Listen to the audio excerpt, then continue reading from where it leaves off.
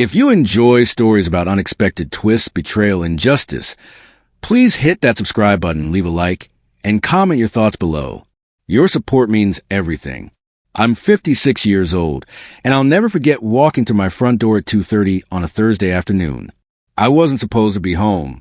My business trip to Phoenix had been cut short when the client rescheduled our Friday meetings. I caught an earlier flight, excited to surprise my wife Linda. The surprise was definitely mine. I heard voices from upstairs as I set down my luggage. Linda's laugh, the one she used to use with me years ago. Then a man's voice, low and intimate. My heart started pounding as I climbed the stairs quietly. Our bedroom door was half open. Through the gap, I could see Linda sitting on our bed, wearing a silk robe I bought her for our anniversary. A man sat beside her, his hand on her knee. He was younger, maybe 40, wearing expensive clothes. Before I could process what I was seeing, Linda looked up and saw me. Her face went from relaxed to panicked in an instant. But then something strange happened. Instead of looking guilty, she looked angry. "What are you doing home?" she shouted, standing up quickly. "You're supposed to be in Phoenix until Saturday." I'm sorry. Not, I can explain. Just anger that I'd interrupted whatever this was. The man stood too, looking uncomfortable but not particularly ashamed. "Linda, what's going on?" I asked, my voice surprisingly calm despite my racing heart. "This is not what it looks like, Michael," she said quickly, but her tone was defensive, not apologetic. "You weren't supposed to be here." "Clearly," I replied. "Who is this?" The man extended his hand like we were at a business meeting. "I'm Graham Foster. I'm a friend of Linda's." I didn't shake his hand, just stared at him until he lowered it awkwardly. "A friend," I repeated. "A friend who visits when I'm out of town? A friend who sits on my bed with his hand on my wife's leg?" "Michael, you're overreacting," Linda snapped.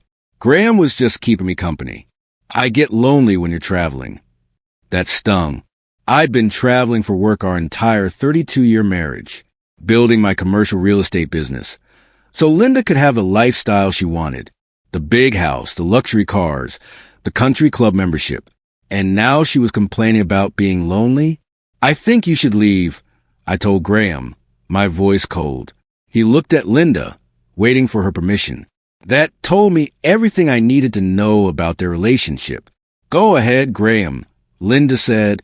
"I'll call you later." She'd call him later. Right in front of me, Graham gathered his jacket and left. I heard the front door close. Linda stood there, arms crossed, looking more annoyed than guilty. "We need to talk," I said. "Obviously," she replied, still with that edge in her voice. "But I need you to calm down first. You're being irrational." Irrational? I just caught another man in my bedroom with my wife, and I was being irrational for being upset. "How long?" I asked simply. "How long what? How long have you been seeing Graham?" Linda sighed like I was inconveniencing her. "Michael, it's not what you think. Graham is a friend. We have lunch sometimes. He helps me with things around the house when you're traveling. That's it." "That's it? Then why was he in our bedroom? Why was his hand on your leg? Why are you in a robe in the middle of the afternoon?" "I was changing when he stopped by," she said smoothly. "We were just talking. You're reading something into nothing because you have a suspicious mind. Gaslighting. That's what this was." She was caught red-handed and tried to make me feel crazy for believing my own eyes. "I want to see your phone," I said.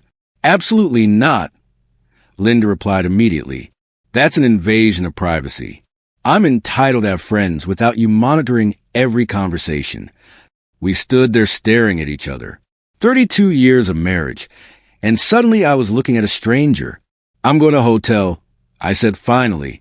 "I need space to think." "Don't be dramatic," Linda scoffed. "Nothing happened. You're making a scene over nothing." "Then show me your phone." "No. And if you leave over this, you're the one breaking our marriage, not me." The audacity was breathtaking, but I was too tired and shocked to argue further. I grabbed some clothes, threw them in my carry-on, and left. I checked into a hotel downtown, sat on the bed staring at the wall. My phone buzzed with text from Linda. You're being ridiculous. Come home so we can talk like adults. I can't believe you're punishing me for having a friend. Not once did she apologize or try to explain what I'd actually witnessed. That night, I called my best friend Roger. We'd known each other since college, gone into business together before starting our own firms. He was divorced, had been for 10 years. He'd know what to do. Mike, I hate to say this, Roger said after I explained everything, but this sounds like classic affair behavior. The anger at being caught, the gaslighting, the refusal to show her phone. Those are red flags. We've been married 32 years. I said, why would she start cheating now? How often are you traveling? About twice a month, 3 or 4 days at a time. Roger was quiet. Then, Mike, I need to tell you something. I saw Linda about 6 months ago. At that Italian place downtown. She was with a younger guy. They looked close. I didn't want to say anything because I thought maybe it was business or family. My stomach dropped. What did he look like? Tall, dark hair, expensive suit. 40-ish. Graham. Roger had seen them 6 months ago. This wasn't new. Why didn't you tell me? I asked, hurt mixing with anger, because I wasn't sure. And I didn't want to blow up your marriage over lunch. But Mike, if you just caught them in your bedroom, this has been going on a while. I thanked Roger and hung up, sat there processing. Linda had been seeing Graham for at least 6 months, probably longer, and she'd gotten comfortable enough to bring him into our bedroom when she thought I'd be out of town. I needed proof, real proof, because Linda would deny everything, and after 32 years of marriage, some part of me wanted to be wrong. I called a private investigator the next morning. His name was Vincent Russo, came highly recommended by Roger's divorce attorney.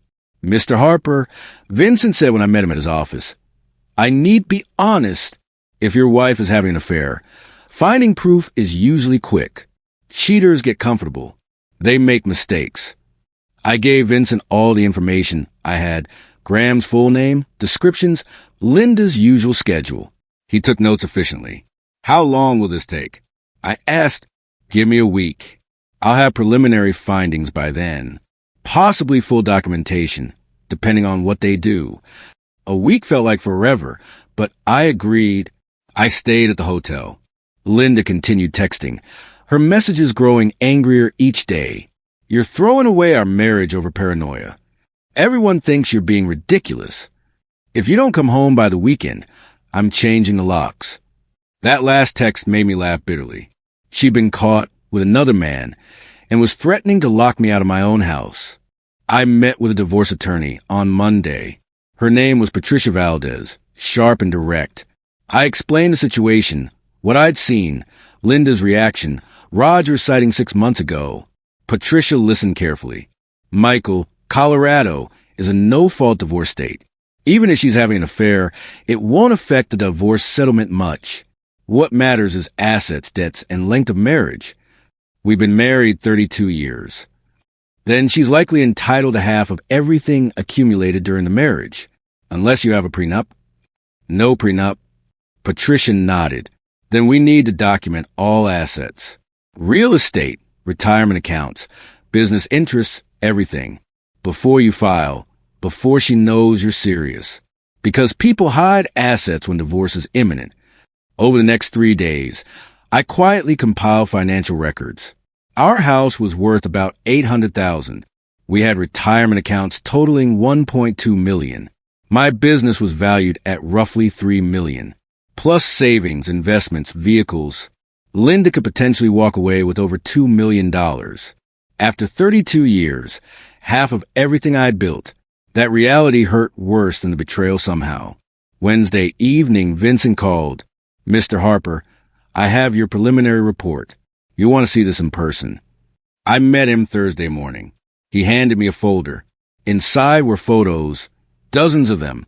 Linda and Graham at restaurants. Walking in the park, holding hands. Entering a hotel together at 2 p.m. on Tuesday. Leaving 3 hours later.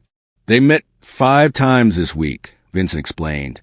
Always during the day when you'd normally be at work. The hotel visits were Monday and Tuesday. They're clearly comfortable with each other. This has been going on a while. There was more. Vincent had tracked Graham's background. Graham Foster, 43, works in finance. Divorced twice. Has a reputation as someone who pursues married women specifically. Why married women? Less commitment required. They're not looking to remarry, just to fill whatever void they think they have. It's common with serial cheaters. I stared at the photos. Clear, undeniable proof. Linda laughing with Graham. Linda kissing Graham outside a coffee shop. Linda entering a hotel room with Graham. What do you want to do next? Vincent asked. Keep watching them. Document everything. I need a complete pattern before I confront her. Vincent agreed. Over the next week, he captured even more evidence. Linda and Graham were meeting almost daily. Sometimes for lunch, sometimes for afternoon hotel visits. She was spending my money on nice restaurants and hotel rooms for her affair. The betrayal cut deeper with each photo. But something else was building inside me. Not just hurt, but anger. Strategic anger. Linda thought she was clever. Thought she caught me off guard and could gaslight her way out of consequences. She had no idea what was coming. I met with Patricia again. Showed her all of Vincent's documentation. Her expression hardened as she reviewed it. This is thorough, she said. But remember, it won't change the financial settlement much. Unless what? Unless we can prove she was spending marital assets on the affair. Hotel rooms, gifts, expensive dinners. If we can show significant dissipation of marital assets, a judge might award you a larger share to compensate. How do we prove that? Credit card statements, bank records. I need access to your joint accounts to trace her spending. I provided everything. Patricia and her team spent 3 days analyzing our finances. What they found shocked even me. Michael, your wife has spent over $40,000 in the last year on restaurants, hotels, and shopping, Patricia reported. Much of it during your business trips. Unless you approve the spending. I had no idea. I said honestly. I gave her access to accounts to manage household expenses. I thought she was being responsible. She was being responsible. To her affair, look at these charges. The Riverside Hotel, $400. Same day every other week for 6 months. That's a pattern. Expensive dinners at the same restaurants. Charges at jewelry stores. She was buying gifts, probably for Graham. $40,000 of marital money spent on her affair. That would definitely matter to a judge. There's more, Patricia continued. Last month, she withdrew $15,000 in cash from your savings account. Did you know about that? No. What did she do with it? I don't know yet, but we'll find out. Michael, I think you should freeze your joint accounts. Today, before she realizes you're building a case and tries to drain them. I authorized Patricia to work with my accountant. By the end of the day, our joint accounts were frozen pending divorce proceedings. Linda could access what was already in her personal account, but she couldn't touch our joint savings or credit cards. I knew this would provoke a reaction. I wasn't prepared for how extreme it would be. Friday evening, Linda showed up at my hotel, pounded on the door until I answered. Her face was red with rage. What did you do? She screamed. My credit cards are declining. I can't access our accounts. How dare you? Come in, I said calmly. We need to talk. Linda stormed into the room. Talk? You froze me out of our money without warning. That's financial abuse. Interesting choice of words. I replied, given that you spent $40,000 on your affair in the past year, hotels, restaurants, gifts, should we talk about abuse? Her face went pale. What are you talking about? I pulled out Vincent's folder, spread the photos across the hotel desk. I'm talking about this. You and Graham. 6 months minimum, probably longer. Hotel visits twice a week. Expensive dinners I paid for. You gaslit me when I caught you, but I have proof now. Lots of it. Linda stared at the photos. For the first time since it started, she looked genuinely scared. Michael, I can explain. Save it. I've heard enough lies. I'm filing for divorce Monday. You'll be served papers at the house. Divorce? She looked shocked, like this was a surprise. Over a mistake? Everyone makes mistakes. A mistake is a one-time error in judgment. This is a deliberate, ongoing betrayal lasting months. You brought him into our bedroom, Linda, our bed, where we built our marriage for 32 years. You're never home, she shouted. You're always traveling, always working. I was lonely. So you committed adultery and spent $40,000 of our money on your affair partner? That's your solution to loneliness. Linda's anger crumbled into tears. But I recognized this tactic. She tried to manipulate me into backing down. It had worked for years on smaller issues. Not this time. Michael, please. We can fix this. Counseling, whatever you want. Don't throw away 32 years. You threw it away when you started sleeping with Graham. I said coldly, I'm not the one who destroyed our marriage. You are. Now get out. This is a hotel room. You can't kick me out. Then I'll leave. But Monday morning, you're getting divorce papers. And Linda, I'm fighting for every penny. You spent marital assets on your affair. A judge will care about that even if Colorado is no fault. You're not walking away with millions to start a new life with your boyfriend. I grabbed my jacket and walked out, leaving her standing there in shock. Over the weekend, I moved my personal belongings out of our house, while Linda was at her sister's. I didn't take anything that wasn't clearly mine, just clothes, personal items, some furniture from my home office. I wanted no accusations of stealing marital property. I also changed my direct deposit. My salary now went into a new personal account Linda couldn't access. Patricia had advised this. I could still contribute to marital expenses through a separate channel, but Linda couldn't drain my income anymore. Monday morning, a process server delivered divorce papers to Linda at the house. She called me immediately, hysterical. You actually did it. You filed. I told you I would. Michael, you're being insane. We can work this out. No, we can't. You committed adultery, spent our money on your affair, and showed zero remorse until you got caught. There's nothing to work out. I'll fight this. I'll get the best lawyer in the state. You'll regret this. You're welcome to try. But Linda, I have photos, videos, credit card statements, and witness testimony. You have excuses. Good luck. Linda hired an aggressive attorney named Robert Sherman. He was known for brutal divorce tactics. Patricia wasn't worried. Let him come at us, she said. We have the evidence. She spent marital assets on adultery. That's our ace card. The divorce process was ugly. Linda's lawyer tried everything. Claiming I was abusive, claiming I neglected her, claiming the affair was my fault for traveling. None of it stuck because none of it was true. Meanwhile, Vincent continued surveillance. What he discovered was devastating to Linda's case. Graham was married, had been the whole time. His wife had no idea about the affair with Linda. Vincent documented this and provided the information to Graham's wife through her attorney. Suddenly, Linda wasn't just facing divorce from me. She was facing a lawsuit from Graham's wife for alienation of affection, still a valid claim in Colorado under certain circumstances. The dominoes started falling fast. Graham's wife filed for divorce and named Linda as a correspondent. Graham himself distanced himself from Linda immediately, refusing her calls, blocking her number. He's protecting his assets, Patricia explained.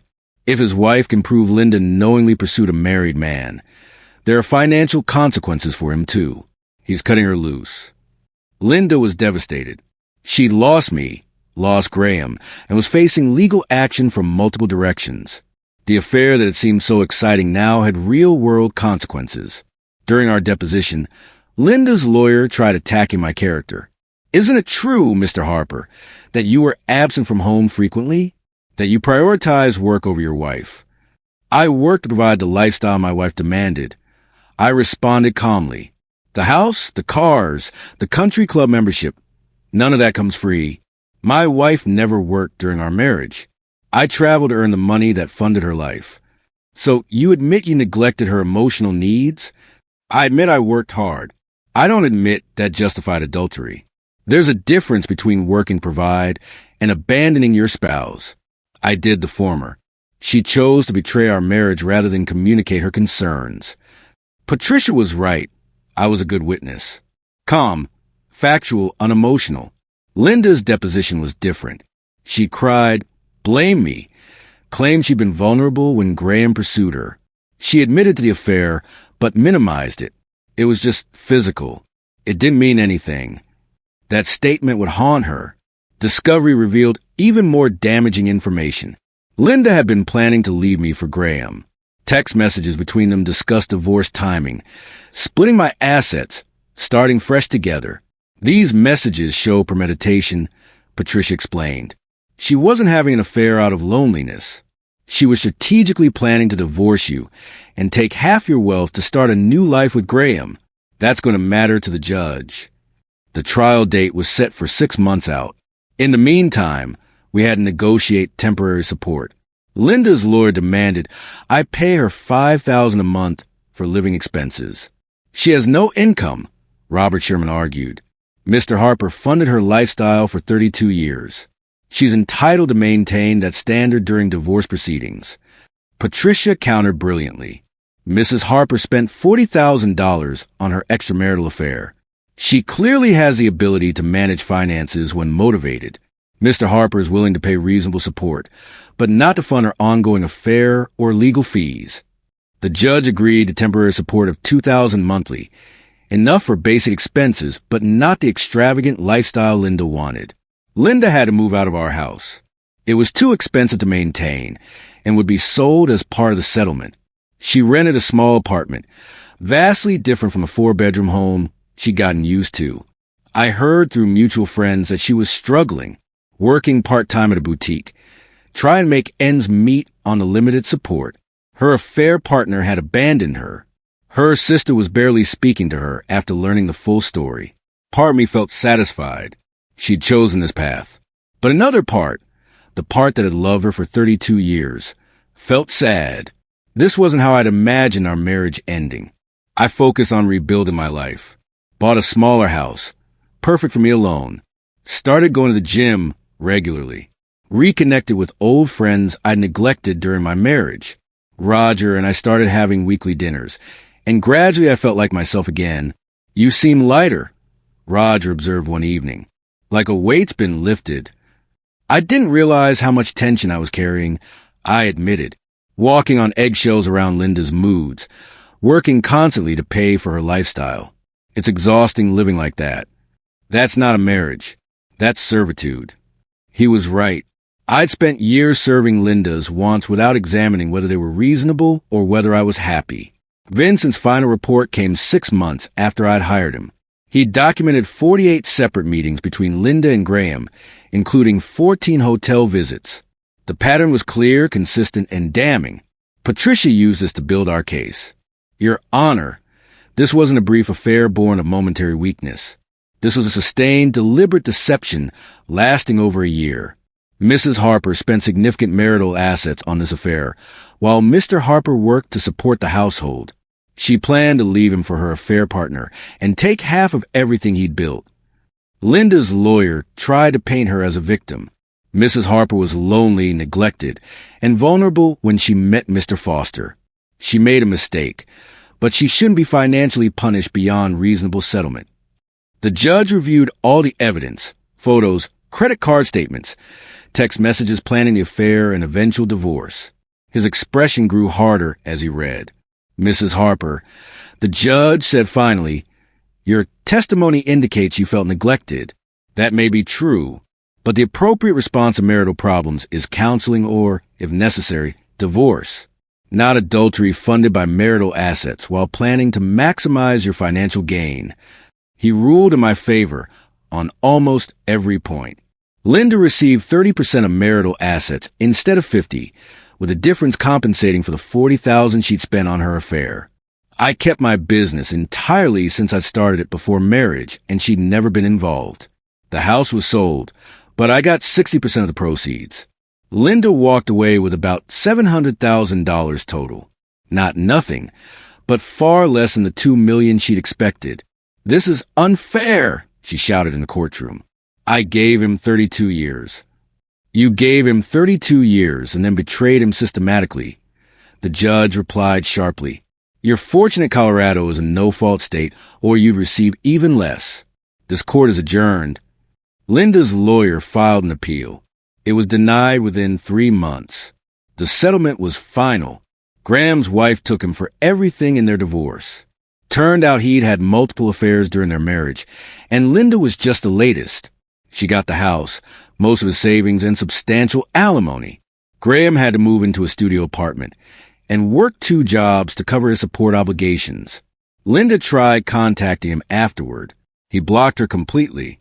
She'd been a convenient affair, nothing more. A year after I walked in my front door and discovered Linda with Graham, I was a different man, not bitter, but wiser. I'd learned the difference between being alone and being lonely. I discovered I actually enjoyed my own company. I sold my business for a good price and semi-retired. Kept a few consulting clients, but mostly focused on things I enjoyed. Traveling for pleasure instead of work, hiking, photography. Things I'd never had time for during my marriage. I heard through mutual friends that Linda was struggling. Her boutique job barely covered expenses. She burned bridges with most of our social circle. People didn't want to be associated with a cheater. Her sister had finally forgiven her, but maintained distance. Roger tried setting me up on dates. I went on a few, but nothing serious. I was enjoying my independence too much to rush into another relationship. You're 56, Mike, Roger said. You've got good years ahead. Don't waste them alone. I'm not alone. I'm at peace. There's a difference. And it was true. For the first time in decades, I felt genuinely content. No one making demands. No one spending my money on affairs. No one gaslighting me or making me question my sanity. 2 years after the divorce was finalized, I met someone. Her name was Angela, 53, a widow who'd lost her husband to cancer 5 years earlier. We met at a photography workshop in Santa Fe. I'm not looking for anything serious, she told me up front. I love my husband. I'm not trying to replace him. I'm not looking to replace anyone either. I replied, but maybe we could be friends who enjoy each other's company. That worked for both of us. Angela and I started traveling together. Photography trips to national parks, art festivals in different cities. We kept separate homes, but spent time together when we wanted companionship. This is nice, Angela said one evening as we watched the sunset over the Grand Canyon.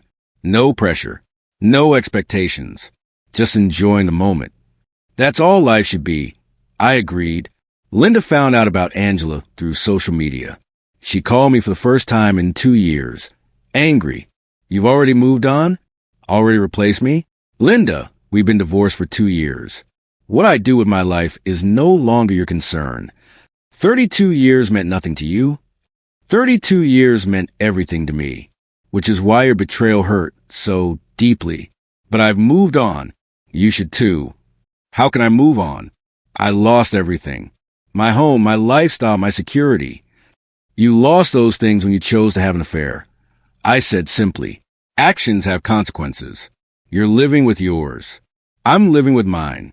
The difference is, mine led to peace. Yours led to regret. She hung up on me. I blocked her number afterward. That door needed to stay closed. Life continued. Angela. And I grew closer without the pressure trying to recreate traditional marriage. We were companions, partners in adventure, friends who genuinely enjoyed each other. I think I'm falling in love with you, Angela admitted one night. Is that okay? It's more than okay, I replied. I think I'm falling in love with you too. But I don't want to rush anything. Let's keep being exactly what we are, honest with each other. We talked about marriage occasionally. Neither of us felt the need for it. We had companionship, trust, and freedom.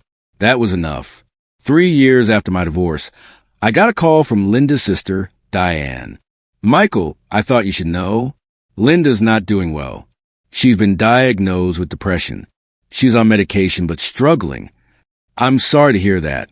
I said honestly, but I'm not sure why you're telling me. Because she still talks about you. About how she destroyed the best thing in her life. She's full of regret, Michael. Diane, I understand she's struggling, but I can't fix that. She made choices that destroyed our marriage. She has to live with those choices, just like I've had to live with mine. I know. I just thought you should know that she's truly sorry. For whatever that's worth. After we hung up, I thought about Linda, alone in her apartment, working a job she hated, living with regret. Part of me felt sympathy, but mostly I felt nothing. She wasn't my problem anymore. Angela noticed my mood that evening. You okay? Linda's sister called. Linda's depressed, apparently, full of regret about the divorce. How do you feel about that? Honestly, nothing. She's not part of my life anymore. Her emotional state isn't my responsibility.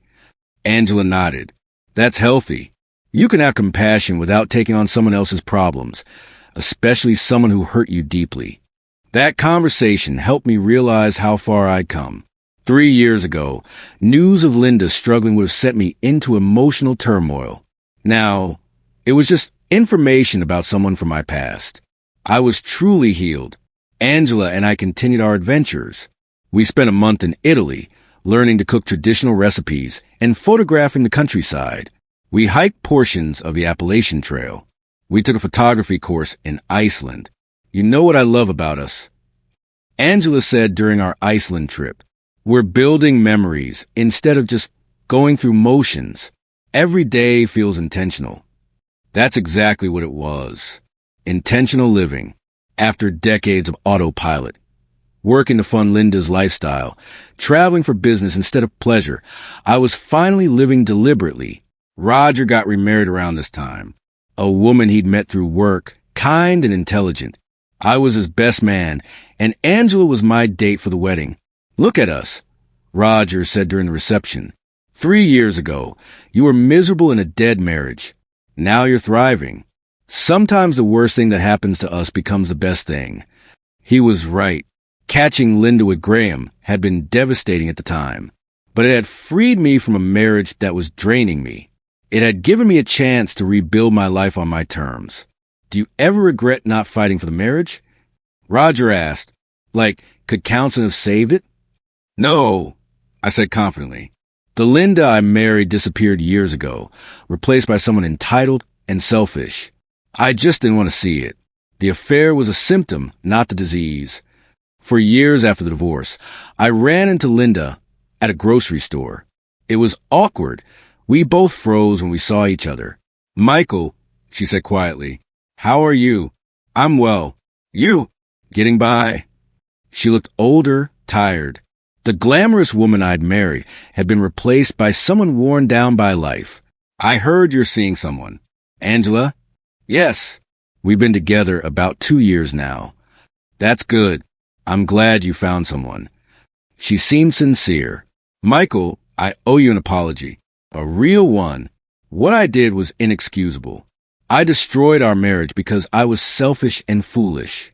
I've had a lot of time to think about it, and I'm truly sorry. It was the first genuine apology she'd ever given me. Thank you for saying that, Linda. I accept your apology. Do you ever think about what might have been? If I hadn't, she trailed off. Sometimes, I admitted, but mostly I'm grateful for where I am now. The divorce forced me to rebuild my life. I'm happier now than I was in the last 10 years of our marriage. Linda's eyes filled with tears. I threw away something precious because I took it for granted. I know that now. Too late, but I know it. It's not too late for you to build something new, I said gently. But you have to forgive yourself first. Carrying regret forever won't change the past. We parted ways after that brief conversation. I felt lighter somehow, like a final door had closed. Angela asked about the encounter that evening. How did it feel seeing her? Surprisingly okay. She apologized. I think she meant it. Do you forgive her? I do, actually. Not because she deserves it, but because holding on to anger was exhausting.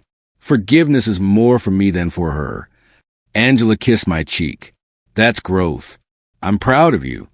Life continued peacefully. I turned 60. Angela threw me a surprise party with all my closest friends. Roger gave a toast to Michael, who turned disaster into triumph, who proved that life begins again at 56. We're lucky to know you. I looked around the room at people who genuinely cared about me, at Angela who loved me without demands or expectations, at the life I'd built from the ashes of my marriage. I was genuinely happy. Thank you all for being here, I said when it was my turn to speak. 4 years ago, I thought my life was ending. Turns out it was just beginning. Getting divorced was painful, but staying in that marriage would have been worse. I'm grateful for second chances and for people who love you enough to celebrate your new beginning. Later that year, Angela's daughter got married. I'd met her several times. Nice woman, kind, reminded me of her mother. At the wedding, Angela's daughter pulled me aside. Michael, I want to thank you. My mom was lost after Dad died, lonely and sad. You brought her back to life. You gave her joy again. I'm grateful for that. Your mother did the same for me. I replied honestly. 5 years after that Thursday afternoon, when I came home early and discovered Linda's affair, I was a completely different person. Not bitter or cynical, but wiser and more selective about who I let into my life. Angela and I were talking about moving in together, not marriage, but sharing a home. At our age, why complicate things with legal paperwork? She joked. Let's just be together. That suited me fine. We found a house we both loved in the mountains outside Denver. Big windows, beautiful views, space for both our hobbies. This feels right, Angela said as we stood in the empty living room on moving day. Like home. It did feel like home. Our home, built on honesty, mutual respect, and genuine affection rather than legal obligation. I heard through the grapevine that Linda had moved to Arizona to be near her sister. Started over there, working as a receptionist at a dental office. She'd apparently given up on dating entirely, focusing instead on rebuilding her relationship with her family and finding peace. I hope she found it. Not for my sake, but for hers. Everyone deserves a chance at contentment, even those who've made terrible mistakes. Roger and his wife had us over for dinner one evening. You two are relationship goals, Roger's wife said, smiling at Angela and me. The way you look at each other, the way you communicate, it's beautiful. We learn from past mistakes. I said, we know what we don't want, so we're intentional about what we do want. What do you want? She asked, genuinely curious. Honesty, respect, companionship without obligation, joy without keeping score. We want to enhance each other's lives, not complete them or fix them. Angela squeezed my hand. What Michael said, we're both whole people. We choose to share our lives because we enjoy each other, not because we need each other to survive. That was the key difference between my marriage to Linda and my relationship with Angela. Linda and I had been codependent. She needed my money and status. I needed to feel like a provider. Angela and I were independent people who chose partnership. As I approached my 61st birthday, I reflected on the journey. 5 years earlier, I'd thought my life was over. I'd caught my wife in our bedroom with another man, and she'd had the audacity to be angry at me for coming home early. That moment had shattered my world, but it had also freed me. Linda had shown her true character that afternoon. Not apologetic or ashamed, but angry at being caught. That told me everything I needed to know about who she'd become over the years. The divorce had been brutal, expensive, emotionally draining, but necessary. Because on the other side of that pain was this: a peaceful home in the mountains, a partner who respected me, friends who valued me, and a life built on authenticity rather than obligation. What are you thinking about? Angela asked, finding me on our deck watching the sunset. About 5 years ago. About how much has changed. Regrets? Not even one. You? Angela smiled. My only regret is not meeting you sooner. But then again, maybe we both needed our first marriages to teach us what we really wanted. She was right. If I had met Angela when I was 30, I wouldn't have appreciated her. I needed those 32 years with Linda, the good years and the bad, to understand what real partnership looked like. Today, as I tell this story, I'm 62 years old. 6 years have passed since I walked through my door and caught Linda with Graham. 6 years since she shouted, "What are you doing home?" instead of "I'm sorry." That moment defined the rest of my life. but not in the way Linda intended. She thought she was clever, having her affair while I traveled for work. She thought I'd never find out, or if I did, that I'd be too invested in the marriage to leave. She was wrong on both counts. I found out because I came home early. Pure chance, really. And I left because I value myself too much to accept betrayal as the price of companionship.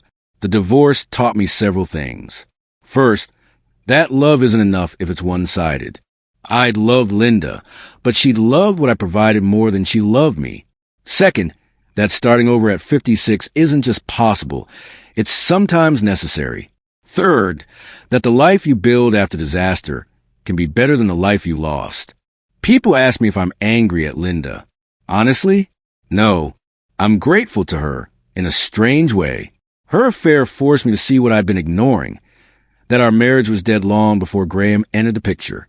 She just made it obvious. Linda is currently living in Phoenix, from what I hear.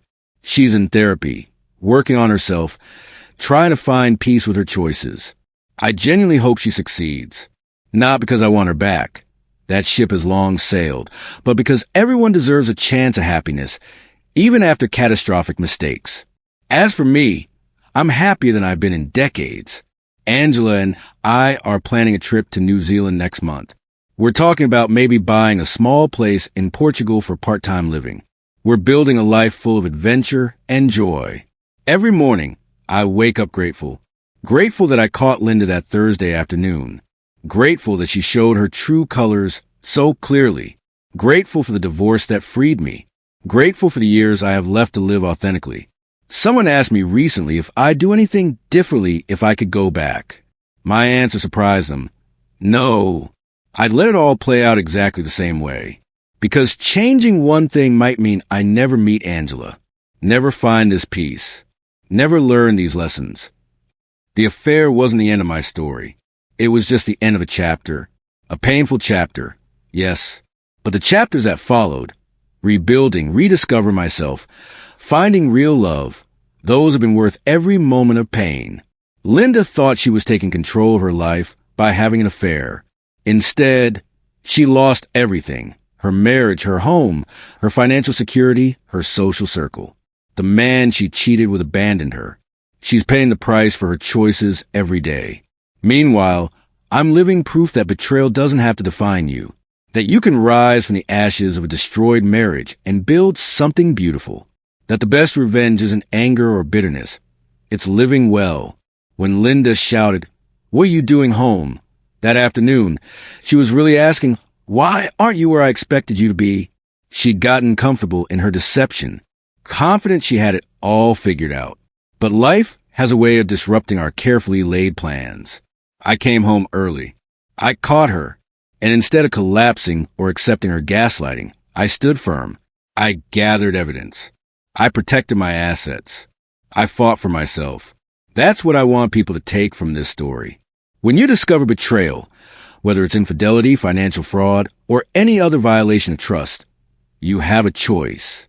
You can accept it, minimize it, pretend it doesn't matter, or you can stand up, protect yourself, and walk away with your dignity intact.